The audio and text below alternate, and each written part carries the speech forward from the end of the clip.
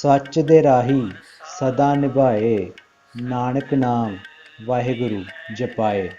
माया छड्ड सिमरन करिए, सच्चे पातशाह अगे सिर निवा लीए। जिस दिन विश्वास बन गया वाहिगुरु दे, उस दिन डर खत्म ते सबर शुरू हो गया। जदों रब दी रजा होवेगी तां हर चीज़ मिल गई। याद रखियो जो देर नाल मिलदा है वो दूर तक चलदा है। नाम जप लै रब दा सवेरे शाम, यही है जीवन दा असली आनंद।